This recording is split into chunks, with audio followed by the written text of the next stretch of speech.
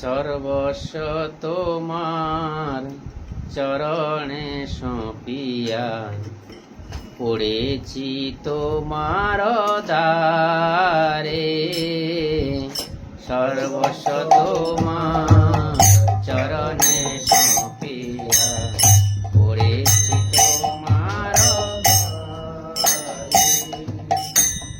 তুমি তো ঠাকুর তোমার কুকুর, তুমি তো ঠাকুর তোমার কুকুর বলিয়া জানা মোরে, সর্বস্ব তোমার চরণে সঁপিয়া পড়েছি তোমার ঘরে, সর্বস্ব তোমার চরণে সঁপিয়া পড়েছি তোমার ঘরে।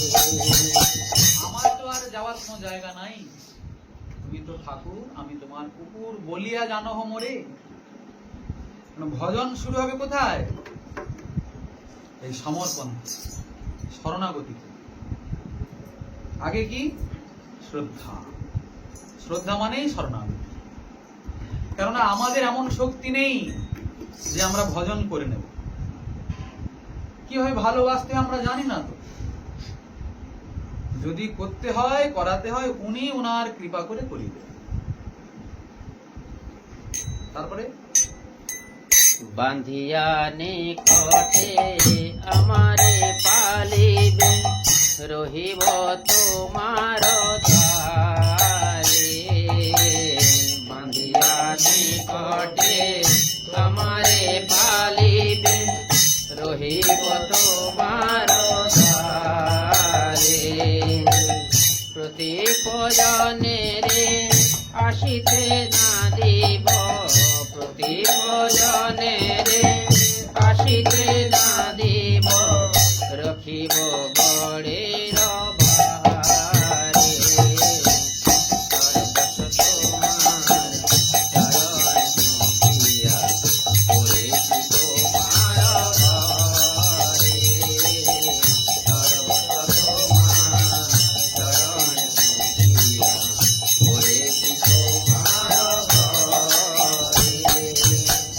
তব নিবেদন প্রসাদ সেবিয়া উচ্ছিষ্ট রাখিবে যাহা, তব নিবেদন প্রসাদ সেবিয়া উচ্ছিষ্ট রাখিবে যাহা, আমার ভোজন পরমানন্দে প্রতিদিন হবে তাহা, আমার ভোজন পরমানন্দে প্রতিদিন হবে তাহা, বসিয়া শুইয়া তোমার চরণ চিন্তিব সতত আমি, বসিয়া শুইয়া তোমার চরণ চিন্তিব সতত আমি, নাচিতে নাচিতে নিকটে যাইব, নাচিতে নাচিতে নিকটে যাইব, যখনই ডাকিবে তুমি, সর্বস্ব তোমার চরণে সঁপিয়া পড়েছি তোমার ঘরে, সর্বস্ব তোমার চরণে সঁপিয়া পড়েছি তোমার ঘরে।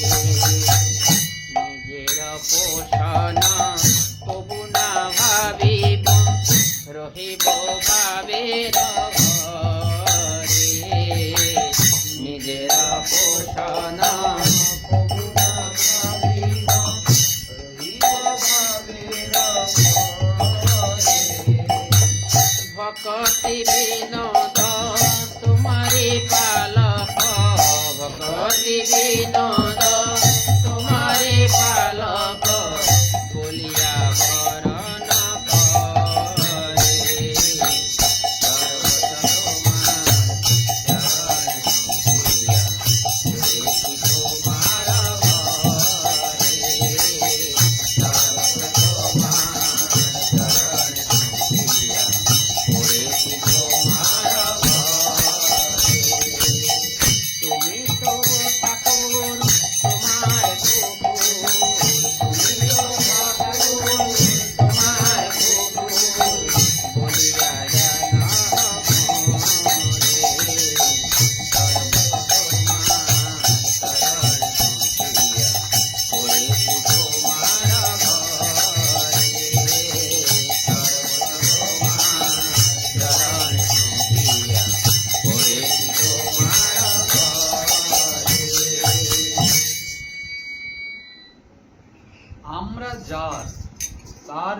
নিজেকে সমর্পণ করি। আমরা কার? জীবের স্বরূপ হয় কৃষ্ণের নিত্য দাস, কৃষ্ণের তটস্থা শক্তি, ভেদাভেদ প্রকাশ। আমরা যেহেতু তার দাস, দাসের কাজ কি? সেবা করা। তার সেবাই তো আমাদের ধর্ম। এবার সেই সেবা আবার অনেক প্রকারের রয়েছে। কোন সেবাতে তিনি সুখী হন সেই সেবাই দাসকে করতে হবে। সেবা তো আমরা কম বেশি অনেকেই ভালো মন্দ করি, কিন্তু আমাদের সেই সেবাতে আমাদের সেব্য সুখী হচ্ছে কিনা সে বিষয়ে অনুসন্ধান রাখার দরকার তো, না হলে আমাদের বৃথা সময় নষ্ট হবে। আমরা কিন্তু গৌর নিতাইয়ের যুগের মানুষ, এই জন্য আমাদের কৃষ্ণ সেবা একটু আলাদা। যেহেতু আমরা গৌর নিতাইয়ের যুগের মানুষ, এই জন্য নিতাই গৌর কি সংবাদ এনেছেন সে বিষয়ে আগে একটু জানতে হবে। তারপরে তো কৃষ্ণ সেবাটা সুসেবন হবে। সেবা করতে বলে হয় বলে ঠেলায় পড়ে করলাম, ও সেবাতে সেব্য সুখী হবেন।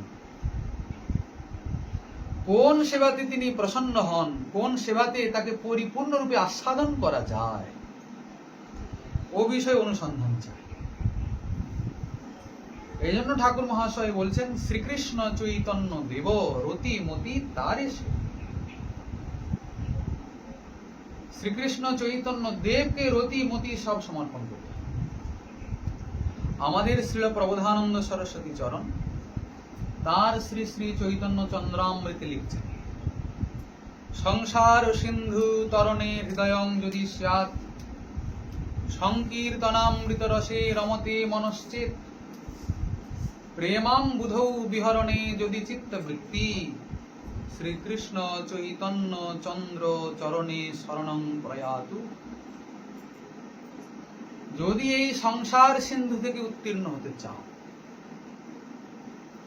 আর যদি নামামৃতকে আস্বাদন করতে চাও, আর প্রেমামৃত সাগরে যদি হাবুডুবু খেতে চাও, তাহলে চৈতন্য চন্দ্রের চরণে এক্ষুনি শরণাগত। আমরা অনেক জায়গায় জিজ্ঞাসা করি শ্রীমন মহাপ্রভু এসেছেন কেন?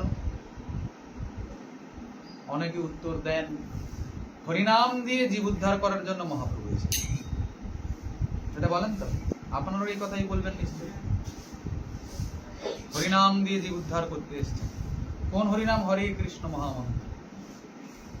মহাপ্রভুর আসার আগে হরে কৃষ্ণ মহামন্ত্র ছিল নাকি? বলে বিলকুল ছিল। কলি সন্তরণ উপনিষদে লেখা আছে হরিনাম মহামন্ত্র। ইতি ষোড়শকম নাম্ন কলৌ কল্মনাশন না তো পরতর উপায় সর্ববেদে সুদর্শিতে। শ্রীমদ্ ভাগবতে করভাজন ঋষি বলছেন, 4 যুগের 4টি যুগ ধর্ম। তৃতীয় যধ্যায়তে বিষ্ণু তৃতীয়া যজতো মুখে দ্বাপরে পরিচর্যায়াম কলৌ তদ হরি কীর্তন।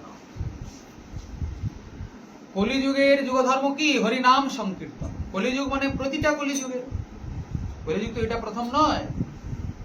সত্য ত্রেতা দাপর কলি, সত্য ত্রেতা দাপর কলি, এই করে তো 71 চতুর্যুগে 1 মন্বন্তর হয়, এরকম 14 মন্বন্তর ব্রহ্মার একদিনে। তাহলে ব্রহ্মার একদিনে কত কলিযুগ হচ্ছে? প্রতিটা কলিযুগেরই যুগ ধর্ম হরিনাম সংকীর্তন।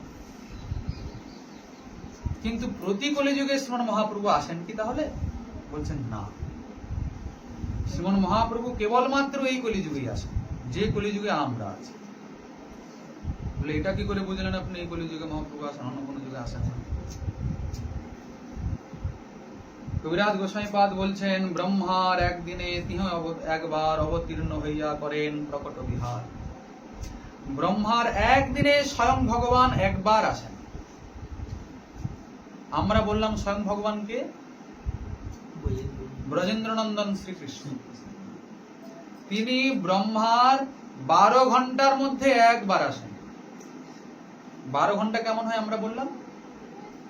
71 চতুর্যুগে 1 মন্বন্তর, 14 মন্বন্তর ব্রহ্মার দিবস।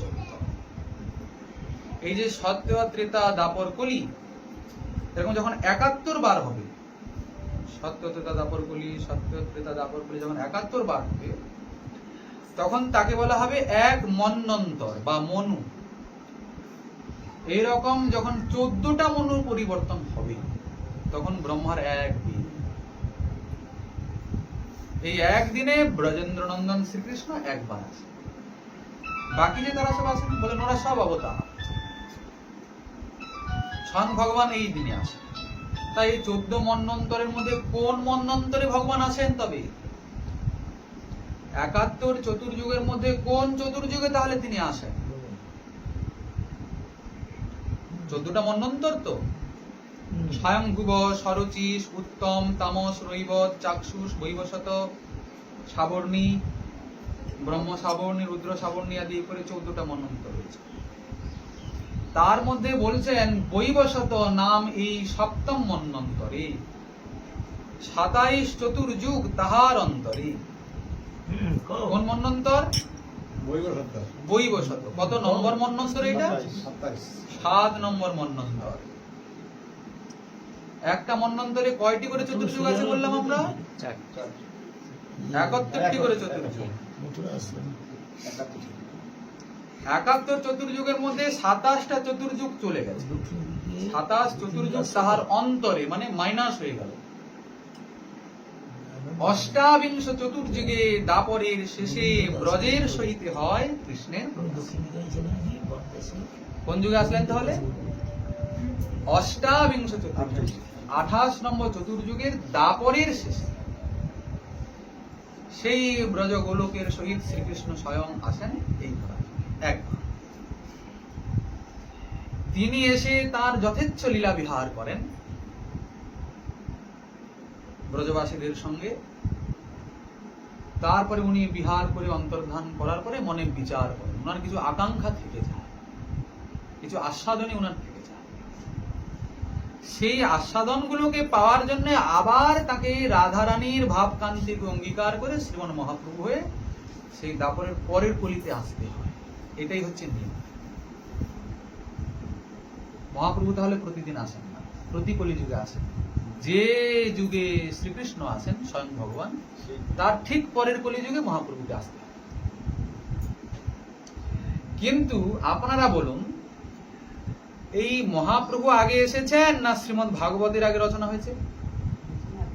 ভাগবত তো কই দাপর যুগে বেদব্যাস রচনা করেছেন, মহাপ্রভু তো এই এলেন, এটা তো 540 বছর, আর ভাগবত রচনা হয়তো 550 বছর, 5500 বছর হতে যাচ্ছে, তাই তো? তাহলে আগে ভাগবত রচনা হয়েছে, তো ভাগবতেই তো এই শ্লোক লেখা আছে যে কলিযুগের যুগধর্ম হলো হরিনাম সংকীর্তন। মহাপ্রভুর আসার আগেই তো বলা হয়ে আছে যে কলিযুগের যুগধর্ম নাম সংকীর্তন। তাহলে মহাপ্রভু আবার কি দিলেন? ওনার আসার আগেই তো হয়ে আছে সব। অনেকে বলেন না হরির নাম হরির নাম হরির নামৈব কেবলম কলৌ নাস্তিএব নাস্তিএব নাস্তিএব গতিরন্যথা। কলিযুগে আর গতি নাই, গতি নাই, গতি নাই, কি বিনা? হরি নাম বিনা। আছে তো? এটা কি মহাপ্রভু লিখেছেন? মহাপ্রভু বলেছেন? এটা বৃহৎ নারদীয় পুরাণের শ্লোক, বেদব্যাস লিখেছেন। মহাপ্রভুর আসার বহু পূর্বে রচনা। তাহলে মহাপ্রভু আবার কোন হরি নাম লিখলেন? সবই তো আগের থেকে ছিল। বলে নাম ছিল, সবই ছিল, কিন্তু এই নামের মধ্যে যে প্রেম আছে, নামই যে প্রেম, এই সংবাদ জীবের জানা ছিল না। তবে মহাপ্রভু ওই সংবাদ দেওয়ার জন্য আসেন, এসেছেন নিজের কাজ করতে। এই সংবাদ দেওয়াটা হচ্ছে ওনার আনুষঙ্গিক একটা কর্ম। এসেছিলেন তো সেই সঙ্গে দিয়ে চলে গেছে। একটা মুখ্য কারণ, একটা গৌণ কারণ। তবে আমরা এখন মহাপ্রভুর আসার কারণ নিয়ে আলোচনা করব না, ও বিশদ ব্যাপার, বড় নিগুড় রহস্যময় ছিল। কিন্তু মহাপ্রভুর আমাদের ভজন করতে হবে কেন? নিতাই চাঁদের আমাদের ভজন করতে হবে কেন? এই যে আপনি বললেন নিতাই গৌর রাধেশ্যাম, রাধেশ্যাম তো পরে, আগে তো নিতাই গৌর। এই নিতাই গৌরের ভজন করতে হবে কেন? এটা তো আগে জানতে হবে। মহাজন বলছেন, ওরে মন গৌরাঙ্গ বিনে নাহিয়ার, হেন অবতার হবে কি হয়েছে, হেন প্রেম করচার। এমন অবতার আজ পর্যন্ত হয়েছে কি? এরকম প্রেমদাতা করুণা সিন্ধু হয়েছে কি? অগতির গতিদাতা বলে কই শুনিনি তো। কেমন? তিনি কাউকে প্রাণে মারলেন না। যত পতিত পাষণ্ডী ছিল প্রাণে না মারিল কারি। হরিনাম দিয়ে হৃদয় শোধিল যাচি গিয়া ঘরে ঘরে। মহাপ্রভু লীলাতে কোনো অস্ত্র ধারণ আছে কি? মাধাইকে ধরনের জন্য সুদর্শন ধরেছিলেন ভাগে, নিতাই চাঁদ আটকে দিলেন। আমাদের নিতাই চাঁদ কেমন? মার খেয়ে প্রেম বিলানো ঠাকুর। ঠাকুর তুমি করো কি? এতে তোমার অস্ত্র ধারণের লীলা নয়। যদি আমাকে কেউ ভয় পায় তাহলে আমাকে ভালোবাসবে কি? তুমি যদি অস্ত্র ধারণ করো, জীবকে ভয় দেখাও, শাসন করো, তাহলে তোমাকে তো ভালোবাসবে না। এতে তোমার অস্ত্র ধারণ লীলা নয়। তুমি অস্ত্র সংবরণ নিশ্চয়ই মাথায় হরি নাম নেবে, কেন নেবে না? ভববিরিঞ্চির বাঞ্ছিত যে প্রেম জগতে ফেলিল ঢালি। ভববিরিঞ্চির বাঞ্ছিত যে প্রেম মানে ইন্দ্র, বরুণ, চন্দ্র, শিব, ব্রহ্মা, এমনকি স্বয়ং ভগবতী লক্ষ্মী ঠাকুরানিও যা পান না, সেই প্রেম যেটা ব্রজের মধ্যে সীমাবদ্ধ ছিল, গোপীগণের হৃদয়ের মধ্যে, ব্রজবাসীগণের মধ্যে, সেই প্রেমকে জগতে ফেলিল ঢালি। কাঙালে পাইয়া খাইল নাচিয়া বাজাইয়া করতালি। হাসিয়া কাঁদিয়া প্রেমে গড়াগড়ি পুলকে ব্যাপিল অঙ্গ। চণ্ডালে ব্রাহ্মণে করে কোলাকুলি, কবে বা ছিল এই রঙ্গ? আপনার এখানে যারা বসেছেন সবাই কি একই জাতের লোক? সবাই কি ব্রাহ্মণ নাকি? বিভিন্ন জাতের লোক আছেন তো, কে নিচু জাত, কে উচ্চ জাত। মহাপ্রভুর আসার পূর্বে এরকম ভাবে একসঙ্গে সব জাতের লোকের বসার কোন সম্ভাবনা ছিল? চৈতন্য ভাগবত আপনারা পড়বেন, বুঝে যাবেন। চণ্ডালে ব্রাহ্মণে করে কোলাকুলি, কবে বা ছিল এ রঙ্গ? হাসিয়া কাঁদিয়া খোল করতালে, গাহিয়া ধাইয়া ফিরে, দেখিয়া সমন তরাস পাইয়া কপাট হানিল দ্বারে। আগে ছিল? আমাদের মহাপ্রভুর কত করুণা। বলছেন, এই ত্রিভুবনময় পুরো আনন্দে ভরে গেল, উঠিল মঙ্গল সোর। বলরাম আমাদের আচার্যপাদ বলছেন, এইরকম গৌরাঙ্গে তোমার মতি হলো না? যে গৌরাঙ্গের এত করুণা, তাহলে তোমার বৃথাই জন্ম। নিতাই চাঁদকে প্রভু আদেশ করছেন। প্রভু কহে, শুনো শুনো নিত্যানন্দ, সব জীব হইল অন্ধ, কেহ তো না পাইল হরিনাম। এক নিবেদন তোরে নয়নে দেখিবে জারি, কৃপা করি লওয়াইবে নাম। কি বলছেন? নিতাই, তোমার কাছে আমার একটা নিবেদন, তুমি নয়নে যাকে দেখবে তাকে কৃপা করে নাম নিও। এক নিবেদন তোরে নয়নে দেখিবে যারে, কৃপা করি লওয়াইবে। কৃতপাপী দুরাচার বিন্দু পাষণ্ড আর কেহ যেন বঞ্চিত না হয়। সমন বলিয়া ভয় জীবে যেন নাহি রয়, মুখে যেন হরিনাম লয়। কে বলছেন? মহাপ্রভু আদেশ করছেন নিতাই চাঁদ। আর তো উপায় নাই।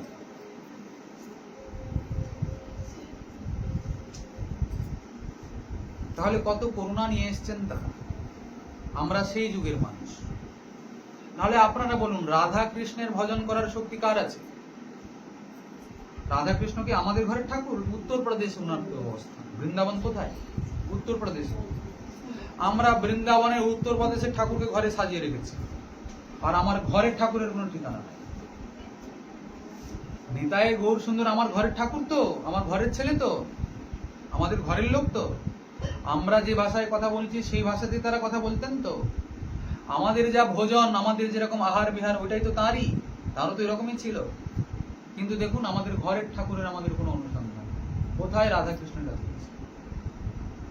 যদি গৌর না হইতো তবে কি হতো? কি মনে ধরিতাম দে রাধার মহিমা, প্রেম রস সীমা জগতে জানাতো কে? এই যে রাধারানীর ভজন আপনারা করবেন, রাধারানীর মহিমা আপনাদেরকে জানালো কে, বোঝালো কে যদি মহাপ্রভু না আসতেন?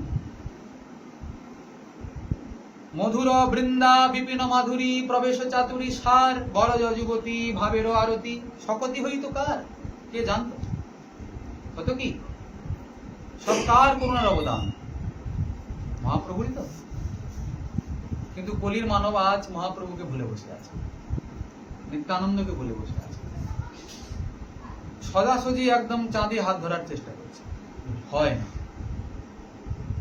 আমাদের প্রবদানন্দ সরস্বতী পাদ বলছেন, যথা যথা গৌর পদার বিন্দে বিন্দেত ভক্তিম কৃত পুণ্য রাশি তথা তৎসর্পতি হৃদয় কস্মাৎ রাধা পদম ভোজ সুধাম্বু রাশি। যতটা পরিমাণে প্রেম গৌরাঙ্গ চরণে হয়ে যাবে, ততটা পরিমাণে প্রেম রাধা চরণে আপনি আপ হয়ে যাবে। তাকে আলাদা সাধনা করতে হবে। আগে নিত্যানন্দ গৌর সুন্দরকে ভালোবাসবে। আপনি বলবেন না আপনি বাবু গৌরী বৈষ্ণব, আপনি ভজন করুন। আমরা তো আর গৌরী বৈষ্ণব নই, আমরা নিত্যানন্দ গৌরকে ভালোবাসবো কেন? আচ্ছা, ভগবানের আবার কোনো সম্প্রদায় আছে কি? ভগবানের সম্প্রদায় আছে? ভগবান তো সবার, মুসলিমেরও ভগবান, খ্রিস্টানেরও ভগবান, হিন্দুরও ভগবান। কি ভগবান কি আলাদা আলাদা আছেন নাকি? তাহলে ওনার ভজন করার অধিকার সকলেরই আছে, যে সম্প্রদায় হন না কেন। মহাজন বলছেন কেন গৌরাঙ্গকে ভালোবাসতে হবে? সরাসরি যুগল কিশোর বলে হবে না। ধনমোর নিত্যানন্দ প্রতিমোর গৌরচন্দ্র প্রাণমোর যুগল কিশোর। গৌরাঙ্গের কৃপা আশীর্বাদে যুগল কিশোরের ভজনটা সহজলভ্য হয়ে যাবে, সহজে হবে। সরাসরি ওদিকে করতে গেলে বড় কঠিন ব্যাপার। কারণ কার ক্ষমতা যুগল কিশোরের মধ্যে সেই শৃঙ্গার রসকে বুঝে আর তার আরাধনা করবে? যুগল কিশোরের ভজন মানে তো রসের ভজন, রস উপাসনা। এটা তো কোনো বাইরের ব্যাপার নয়। আগে রস বুঝতে হবে, ভাব বুঝতে হবে, তারপরে যুগলের ভজন হবে। ঘরে এখন দেখা যাচ্ছে প্রতি ঘরে ঘরেই এখন রাধা কৃষ্ণের বিগ্রহ, কিন্তু যুগল কিশোরের সেবায় কারা অধিকারী? সেবা করতে গেলে অধিকার লাগে? বিলকুল লাগে। আমাদের শ্রীমন মহাপ্রভু রায় রামানন্দকে জিজ্ঞাসা করছে, আরে তুমি তো বললে যে যুগলের সেবা করতে হবে, তা এখন এই সাধনা ছাড়া তো সাধ্য পাওয়া যায় না। কোন সাধনা করে তাকে পাওয়া যাবে? সাধ্য বস্তু সাধন বিনে কেহ নাহি পায়, কৃপা করি বল রায় পাবার উপায়। রায় রামানন্দ কি বলছেন? রাধা কৃষ্ণের এই লীলা অতি গূঢ়তর, দাস্য বাৎসল্য আদি ভাবের না হয় গোচর। সবে এক সখীগণের ইহা অধিকার, সখী হইতে হয় এই লীলার বিস্তার। কার অধিকার বললেন? সখী হতে এই লীলার বিস্তার হয়। সখী বিনা এই লীলার পুষ্টি নাহি হয়, সখী লীলা বিস্তারিয়া সখী আস্বাদ হয়। সখী বিনা এই লীলার নাহি অন্য গতি, সখী ভাবে তারে যেই করে অনুগতি। রাধা কৃষ্ণ কুঞ্জ সেবা সাধ্য সেই পায়, এই সাধ্য পাইতে আর নাহিক উপায়। পরিষ্কার কথা, রাধা কৃষ্ণের সেবা পাওয়ার আর কোনো উপায় নাই, কেবলমাত্র সখী ভাব ছাড়া। সবে এক সখীগণের ইহা অধিকার। আমরা কি বুঝি সখী ভাব কি জিনিস? বলে দূর মশাই সখী ভাব কি বলে? আমরা এখন কৃষ্ণকেই বুঝি না, ভজনই বুঝি না, নিজেকেই চিনি না। আমরা নিজেকে চিনি তো? আপনাকে বলো আপনি কে? আপনি বলেন আমার নাম ইন্টু পিন্টু নাট বল্টু। কত রকম বলবেন? আমি দেখতে কালো, দেখতে ফর্সা, লম্বা, পেটে মোটা, পাতলা, আমি বড় লোক, আমি গরিব লোক, এইসব পরিচয় আপনারা দেবেন। ওটা তো আসল পরিচয় আপনার নয়, ওটা তো আপনার শরীরের পরিচয়। আপনি কি শরীর? আপনি তো শরীর নয়। আমরা সবাই বলি এটা, আমি শরীর নই, আমি আত্মা। কিন্তু এটা মুখের কথা নয়, মুখে বললে। আপনি মুখে বলেন আমি আত্মা, কিন্তু আপনার আচরণে তো বোঝা যাচ্ছে না যে আপনি আত্মা। কারণ আপনার প্রতিদিনের প্রতিটা চেষ্টা সবকিছুই শরীরের জন্য। আত্মার জন্য কি চেষ্টা করছেন আপনি? আপনি যদি আত্মা হন মানে তো আপনি নিজে হলেন আত্মা, আত্মাই আপনি। তাহলে আপনি নিজের জন্য কি করছেন? সব তো শরীরের জন্য করছেন। শরীরটা কি আপনার? বলেন না, এটা কিছুদিনের জন্য আমাকে দেওয়া হয়েছে কিছু কার্য সম্পাদনের জন্য, কিছুদিন স্থায়ী হবে, তারপরে আবার উঠবে। তাহলে যে থাকবে না তার জন্যই পূর্ণ চিন্তা আপনি লাগিয়ে দিলেন, তাই তো? আমাদের জন্ম থেকে আজ পর্যন্ত যা কিছু কর্ম করা হচ্ছে সবই তো শরীরের জন্য, শরীরের পোষণের জন্য। যা কিছু করেছি সংসারে, বাড়ি গাড়ি অট্টালিকা সম্পত্তি ব্যাংক ব্যালেন্স, সব তো শরীরের জন্য আর শরীরের সঙ্গে জোড়া সম্বন্ধগুলোর জন্য। কিন্তু জানি একদিন হয় আমাকে সব ছাড়তে হবে, না হয় আমাকে সব ছাড়তে। কিন্তু এটা আমি জানি যে না বাবা, কেউ শরীর টরীর নয়, আত্মা, সবার ভিতরে আত্মা আছে, আমি হলাম প্রকৃত আত্মা। ও জানা কথা চলবে না, মানতে যে আমি শরীর নই, আমি আত্মা, আমি শ্রীকৃষ্ণের দাস, ওনার সেবা করাই আমার একমাত্র কর্তব্য। ভাগবত পাঠ করেন না আপনারা? ভাগবতেই লেখা আছে, সবই পুংসা পর ধর্ম যতুর ভক্তির অধুক্ষজে। পরম ধর্ম কি? ভক্তি। বলছেন পরম ধর্ম মানে আমরা তো বলি সংসার ধর্ম বড় ধর্ম, সবাই বলে না আমরা বড় ধর্ম করছি, তাতেও আপনার অসুবিধে? কে না বলে বড় ধর্ম, খুব বড় ধর্ম করুন, কিন্তু বড় আর শ্রেষ্ঠ এই দুটোর মধ্যে পার্থক্য আছে তো? কি পার্থক্য আছে? যদি বলা যায় এই যে ধরুন এত বড় একটা কদম্বে, এই যে এটা কি বলে শিরীষ গাছ, ওটা তো বড়, খুব বড় গাছ। আর তুলসী গাছ কত বড়? ছোট্ট। তা আপনি প্রতিদিন সকালে উঠে শিরীষ গাছের পরিক্রমা করেন কি? দণ্ডবোধ কবার করেন? জল ঢালেন? দূর, ওকে কেন দণ্ডবোধ করতে পারেন? আমরা তুলসীর দণ্ডবোধ করি, তুলসীর পরিক্রমা করি, তুলসীতে জল দিই, কারণ তুলসী সাক্ষাৎ ভক্তি মহারাজ, ওনার কৃপাতে প্রেম ভক্তি লাভ হবে। চৈতন্য ভাগবত বলছেন উনি সাক্ষাৎ ভগবৎ স্বরূপ, তাই তো? আচ্ছা, এই তো তুলসী তো ছোট আর খ্রিস গাছ তো বড়, তাহলে আপনি বড়টাকে সম্মান করছেন না ছোটটাকে কেন করছেন? বলে সে বড় হতে পারে, কিন্তু শ্রেষ্ঠতার বিচারে ইনি শ্রেষ্ঠ, ছোট হলে, তাই তো? আপনি বলছেন সংসার বড় ধর্ম, সে বড় হতে পারে কিন্তু শ্রেষ্ঠ না। শ্রেষ্ঠ কি? কৃষ্ণ ভক্তি। সংসারে এসেছেন, প্রবৃত্ত হয়েছেন নিজেকে হারিয়ে ফেলে, নিজের সব সর্বস্বকে মানে একবারে ভুলে গিয়ে আপনি সংসারে ঢুকে পড়ে আছেন। আপনি যে কৃষ্ণের দাস ওইটা ভুলে গেছেন। কেন? কৃষ্ণকে ভুলে যাওয়ার জন্য। কৃষ্ণ ভুলি সেই জীব অনাদি বহির্মুখ, অতএব মায়া তারে দেয় সংসার আদি দুঃখ। দুঃখ কেন পাচ্ছেন সংসারে? কৃষ্ণকে ভুলে দেওয়ার জন্য। দুঃখ দিচ্ছে কে? মায়া তো। আমাদের আরো প্রত্যারোপ ভুল জায়গায় হয়ে গেছে, যে আমার নয় সেখানে আমার জ্ঞান হয়ে গেছে। অপরের সম্পত্তিকে যদি কেউ আমার বলে দিয়ে নিজের অধিকারে রাখে, তাহলে দুঃখ পেতে হবে না? মামলা মোকদ্দমা চলবে না? অশান্তি হবে তো? অপরের সম্পত্তিকে আমি জবরদস্তি বলছি আমার, এ কি কথা? তেমনি যদি বলা যায় শরীরটাও আমার নয়, তাহলে আপনার তো কিছুই নয়, তো বলছেন আমার, আমি এ সব আমার, জমি জমা বাড়ি ঘর সবই আমার, কিন্তু আসলে সব কৃষ্ণের। আপনি কৃষ্ণের, আপনি জবরদস্তি বলছেন আমার, দুঃখ পেতে হবে তো?